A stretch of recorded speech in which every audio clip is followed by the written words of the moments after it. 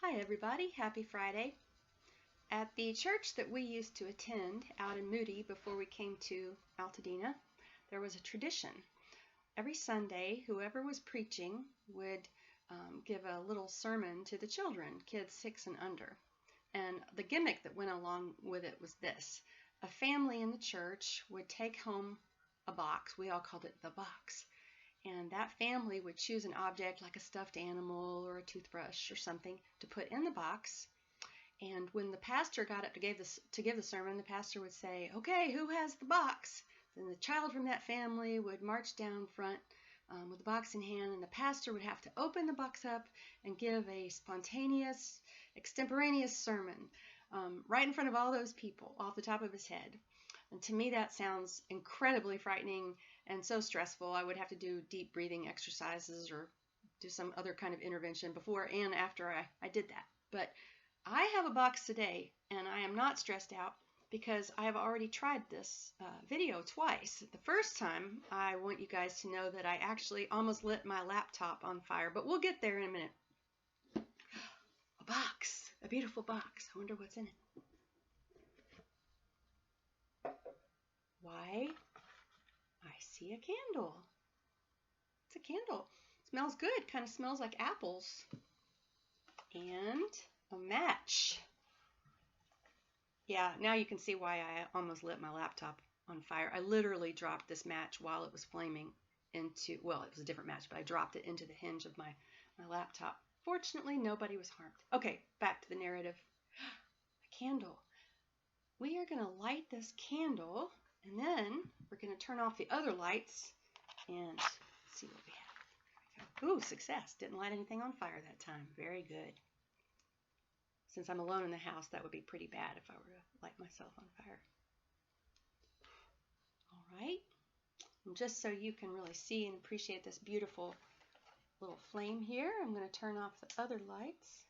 Just a second. Got to turn off this big one. Give you a chance to look at our bookshelf. John would probably love for you all to look at all of our book collection and see how erudite he is. Very, very nice light. Reminds me of a passage in 1 John, which you guys are all familiar with, or most of you are familiar with, that says that the light came into the world, and the world did not recognize that light. Talking about Jesus being born into the world, that the world was dark, and then suddenly there was this little flame. I always think of the child in the manger as like a little flame in a candle. When everything around him was dark, when people were living in gloomy circumstances, they were oppressed by Romans, they were oppressed by sin, they were hoping one day for a Messiah to come. This little flame was there in the darkness, and not many even recognized it. Not many saw it.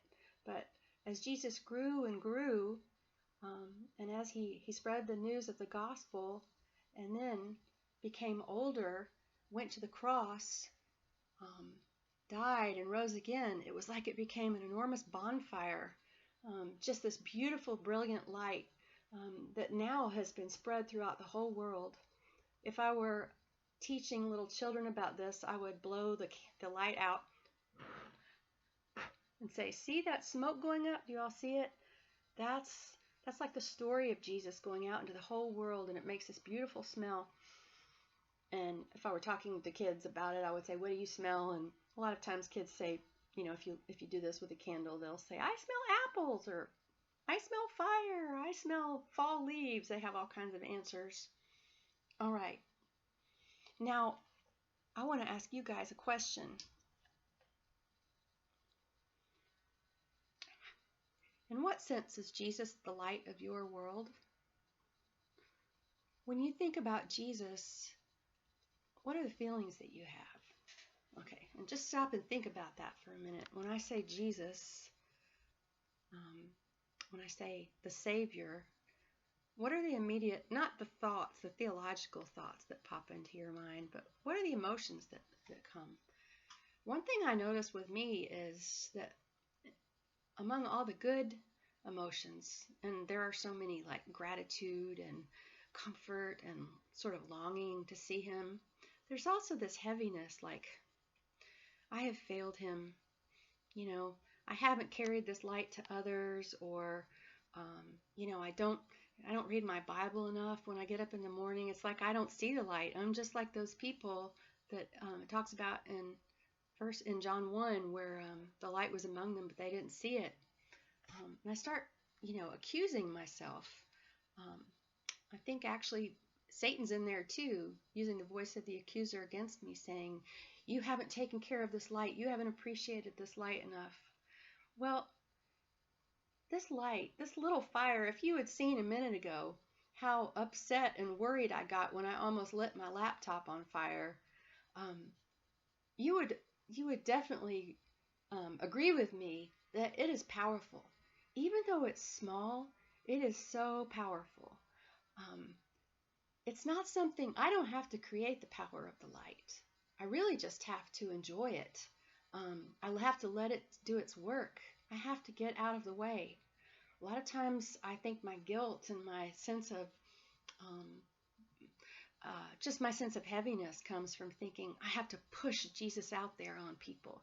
I have to push the gospel out there. I have to do more, do more, do more. That little light becomes a powerful bonfire, even in me, if I just allow it, if I get out of the way. So what does getting out of the way look like? That's going to be different for everybody. For me, I think getting out of the way means that when I am lying there in bed and I have an impulse to pray, I pray. Or when a conversation comes up about Jesus, I don't step back because I feel guilty or I feel like I don't have anything. I enter into that conversation. When I want to give money because my heart is moved and I want to give to something, a good cause because Jesus is prompting me, I go ahead. I don't get in the way. I don't count the cost of following him. I just follow because he's powerful. So that's my devotional for today. And I hope that next time you light a candle that you won't destroy any property, that you'll be a little smarter than I was today, although actually I didn't destroy any property. And I love all of you, and I can't wait to see you again in person.